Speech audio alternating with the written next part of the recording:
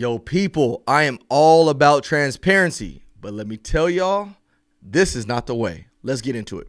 Ryan Tillman, real talk, it's the truth. All right, so I recently saw something that said that California recently passed Senate Bill 1000, which limits police radio encryption. Well, what is that and why is it important? Well, first of all, what it is a few years ago, police departments across California started moving to encrypted channels so that way the public, the general public, couldn't have access to listen to those channels and the frequency or the radio traffic that was going on. It was actually a really, really good move. So when they got those encrypted channels, it limited the public from having access. Well, now with this new Senate bill, it's going to limit that police radio encryption, and it's going to allow the public to gain access to what's going on. Now, the big reason why this is important and for you guys to understand is that there's so many layers to this and levels to it that we have to realize can hurt law enforcement officers. Number one being officer safety. Anytime we are on a call for service, it's very important that we are able to maintain our coverage, know where people are at, know what's going on, be able to communicate with our partners, where we're going to move, where we're going to hide, where we're going to find cover and concealment.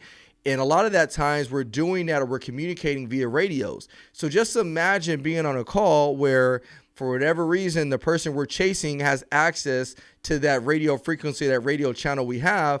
As we start to put things out over the radio, they can start now counter move. They can start to coordinate their moves counter to what we're doing because they're listening in. You guys think that's not realistic? Trust me, it's very possible, especially living in 2022. The other thing is officer safety. Now people can listen to radio frequencies and find out where exactly officers are, where they're positioned at, and create an ambush scenario where it allows them to ambush an officer. You know, now I know I'm going to have those people that are going to watch this video today and be like, oh, the odds of that are slim to none. That's not going to happen. But guys, ambushes happen all the time. I've showed you countless ambushes that have happened to police officers. So if you think it's not going to happen, you're absolutely wrong.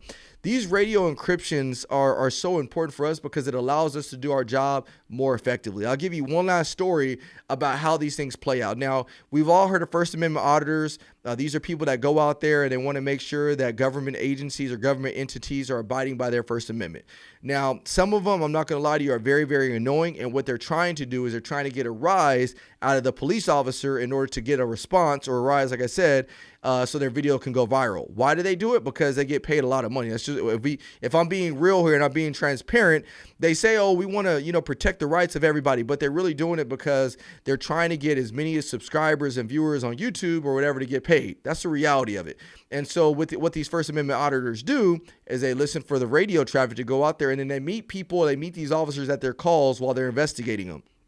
So going back to my story, I was working a DUI investigation one time where somebody was driving under the influence. And as I was doing my investigation, I looked over to my right, or actually keyed up on my radio asking for some information over the radio, and I heard myself blaring out of these speakers. And so I was like, where is that coming from? And I saw a First Amendment auditor over there off to my right, and what he was doing was he was broadcasting all the radio traffic for everybody in the world to hear as I'm doing my investigation. Now, it all worked out good. I was actually respectful to that guy. That guy was respectful to me, and he realized there was nothing to be seen at my stop, and so he went on about his way. And so I will say that if you, as an officer, if you are respectful to these people, they usually sometimes they'll respect you back, but not always. You have some of these First Amendment auditors that are trying to get a rise out of you. But anyways, I bring that story up because that was a concern to me. That's actually pretty scary, because imagine a person that really wants to do some damage to police officers. Imagine what they can accomplish with access to our radio frequency. Not to mention some of these higher prolific responses that officers have to go on. Active shooter. Think about an active shooter call for service. Think about a critical incident. Or what about this? Imagine you are somebody that is involved in a traffic collision, and for whatever reason somebody dies in that traffic collision. Imagine if a loved one found out that their loved one was dead via the radio traffic before the law enforcement officers were able to respond or anything like that. Again, it sounds outlandish, but this stuff is true. There's sometimes information that does not need to be broadcast out to the public for the rest of the world to hear. Now, I did read up on this, and it said that there was some information that law enforcement agencies have to come up with certain policies regarding confidentiality and all this other stuff. So I get that. But the mere fact that we want to allow them to remove the radio encryption, that should be cause for concern. I think our priorities as a nation, as a country, as a state are all in the wrong places. We should be allowing officers to have more security from people that are trying to cause harm to us, as well as the community. This benefits you as a community when officers have encrypted radio channels, because it allows us to do our job more effectively. And if we can't do our job more effectively, who at the end of the day is going to suffer? You are. So just keep that in mind. I saw this article this morning and I was just mind boggled. I was like, man, this is crazy what our state and our country is coming back to. So anyways, with that being said, I want to hear what you guys think in the comment section. Do you guys think that police officers should have encrypted radio channels, or do you think that we should do away with it like Senate Bill 1000 has proposed and that has actually been approved? What do you guys think? Want to hear your thoughts and comments? Hit the like button, hit the subscribe button. With that being said, I'll see you on the next one. Take care. Ryan Tillman, real talk.